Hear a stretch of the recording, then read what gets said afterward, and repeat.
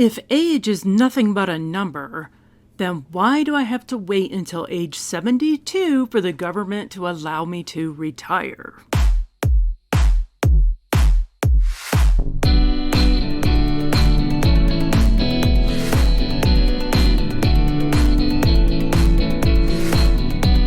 Thanks for joining us and welcome to another Coyote Tales. I am your host, Donna Shannon, formerly known as Coyote. And at this podcast, I like to share a few random thoughts, a little bit of my experiences, and just a few stories to keep you warm and cozy as you go on down the road of life. So, I'm getting old. I hate to admit that, but it's like, okay, how old am I? Well, I'm too old to be a MILF, I'm too broke to be a cougar, and I'm too young for the granny porn set. So what does that mean? I'm 51. That's what that means. I'm in my 50s. And I am so old, I actually bought a watch. You know what it does? It tells me the time. It doesn't count my steps. It doesn't send me emails. It doesn't catch Pokemon. It just tells me the time. And I actually paid $300 for that. So yeah, definitely old person behavior going on here. I'm so old, I actually remember when MTV used to play music videos. And they didn't play commercials. It was just music videos. That's old. I'm so old, I remember when watching a stream meant sitting in the mountains and just watching it flow. It's not quite what it means anymore. I am so old, I even use punctuation in my text. And yeah, it does take forever because you have to go to that separate screen and look for the actual thing. I'm also like the world's slowest texter. That's why I might put K or OK back on a reply, but it's just because I got lazy and I don't want to keep typing all these words. I mean, I'm still old, so my favorite social media platform, outside of LinkedIn, of course, because I'm very professional, is Facebook. Yep. One thing about Facebook, I don't know if you ever ran into this, like, you see a post, and it's like, oh yeah, that's real cool. I think I'm going to hit like or, share it. Well, let me scroll up. Who is that by? Who sent that? Oh, that bitch? Nope, I'm not clicking on it. I don't care how funny it is if I don't like the person. And I actually saw a picture of my ex on Facebook the other day. And yeah, he's getting a little bit older too. And let me tell you, boy, did I dodge a bullet there. So yeah, sometimes getting old is not all that bad when you compare it to someone else. But my last birthday, I did get a special birthday card in the mail because I got my official, it's so exclusive, my invitation to join AARP. Yup. I am that special category now. I'm an AARP member. But I think they're going to have to redo some of their marketing for us Gen Xers. It needs to be turned into AARP Extreme! Get righteous discounts at Denny's and IHOP. Free tribal tattoo with every membership. Okay, millennials, if you don't know what the hell I am talking about, us Gen Xers were the ones who invented the whole extreme thing. I mean, we came up with the X Games and bungee jumping and even extreme Doritos. So, yes, you have us to thank for all of that. And not to mention, we don't even get to retire until age 72 now. So the job market is going to be age discrimination extreme. Yeah, pretty soon I'm going to need Medicare Extreme to pay for your hip replacement. But of course, Medicare and Medicaid for us older folks is really going to suck. Because let's face it, they're going to have very few home health aides. They figure we were latchkey kids, so we can pretty much fend for ourselves already. And besides, who really needs a home health care aide when you've got a wheelchair or a walker that's secretly a transformer? I think as long as I get an Autobot, I'm going to be okay. But what would a Decepticon walker do to its humans? Probably not the best idea.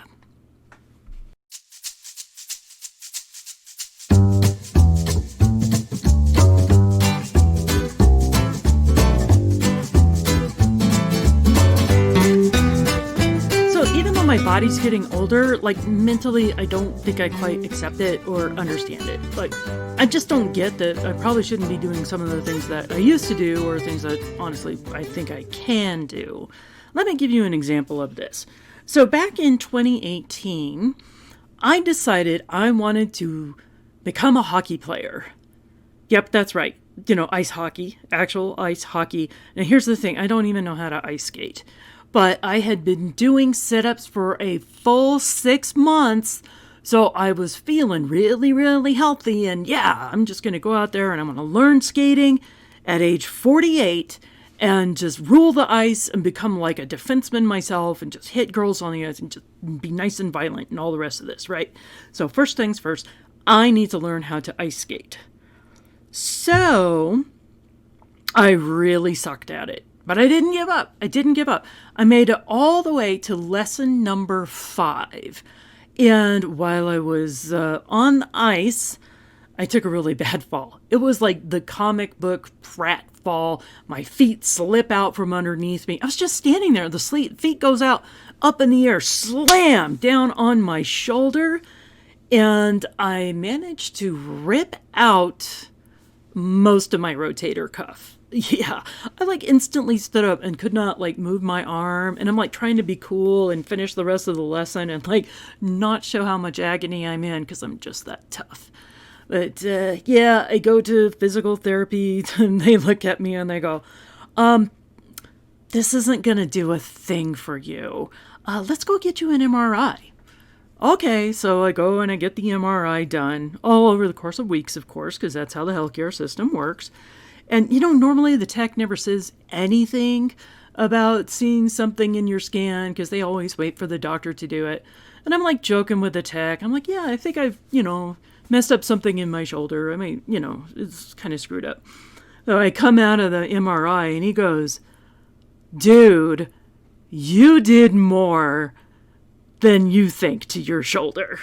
And it's his eyes are bugging out. He's like, what? They don't diagnose, but he's like, holy shit, you could see it on his face. So I finally get my appointment with the orthopedic surgeon, and he tells me I have a 1.5 centimeter tear in my rotator cuff. This is my left shoulder. So to give me some context, he's like, well, a small tear is anything under half a centimeter. A big tear is anything around 1 centimeter. And well, then there's you. Oh, great. Yeah, I'm special. Instantly special. So we scheduled this surgery pretty quickly after that because it doesn't heal on its own. You basically have to have it stitched back together. So I have 5 screws in my shoulder, and they put the screws in, and they weave it back and forth with some industrial strength nylon string to hold my shoulder together. And the recovery from this thing is hideous. By far, one of the most painful surgeries I have ever had. And to give you context, I've had a botched lower back surgery and a botched hysterectomy. By far, this was the worst. To help us out, my dad actually came up and decided to stay with us. He normally lives in New Orleans. And, just lend a hand, help be attentive, and all the rest of this. So part of the recovery from a rotator cuff surgery is I had to have my arm in a sling for 6 straight weeks. I'm like, oh, that didn't sound too bad. I did not realize until I woke up from the surgery that meant my arm is strapped down to my body where I cannot move it. And there's a foam block that goes between my arm and my body. The straps go around my, torso. Is very uncomfortable. And obviously I have to sleep with this thing on.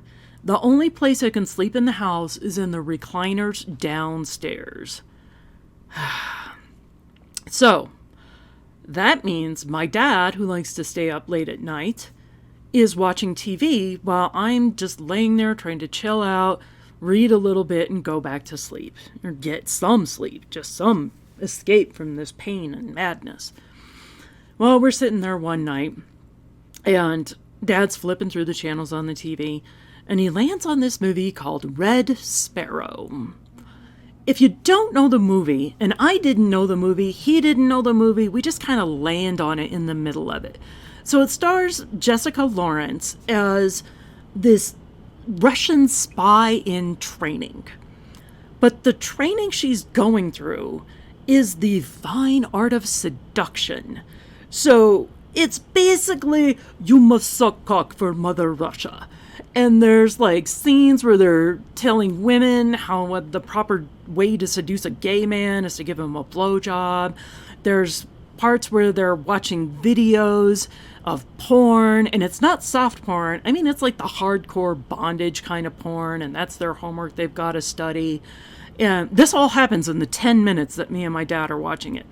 So it comes into a scene where Jennifer Lawrence and some other girl are brought into this bedroom, and the trainer person's like, "These soldiers just got back from the front. You must give them a warm Russian greeting and let them know how much the motherland appreciates them." And then all of a sudden my dad goes, "I don't think this is a very good movie." And I'm like, "Well, I'm not very comfortable watching it with you." So click, click, click, he moves on to another movie. Thank God, right? Because that was some of the most awkward 10 minutes I've had to endure in my adult life. Flash forward about 2 or 3 months. Now, Dad had gone home. Now they're back up to my house and staying with me for the holidays. So this is my stepmom and my dad. And now we are all sitting in the living room watching TV. My dad, me, my husband, and we're clicking through the channels. Guess what Dad lands on? Yep, it's Red Sparrow. And as my stepmom goes cruising through the room, and literally this thing has been on for less than 30 seconds, Sue looks at the TV and goes, "Oh, there is that dirty old man movie that you like." And I'm like, oh, inward cringing, because you know what this means? This means that my dad went home to New Orleans, sought out this movie on cable, recorded it, and forced my stepmom to watch it with him. And you can just kind of imagine where things go from there. And I'm like, oh God, oh no, I can just picture it. My dad made her suck cock for Mother Russia. Ugh. That hurts worse than that shoulder surgery. Just having that mental image in my brain. And congratulations, now it's in your brain too. Well, there we have it. Just a little bit of the tortures of growing old. You know, everything from our bodies falling apart to not having government programs that will take care of our transformer wheelchairs to the horrible images of what our parents are going to be doing in the bedroom. And with that, I will leave you until next time.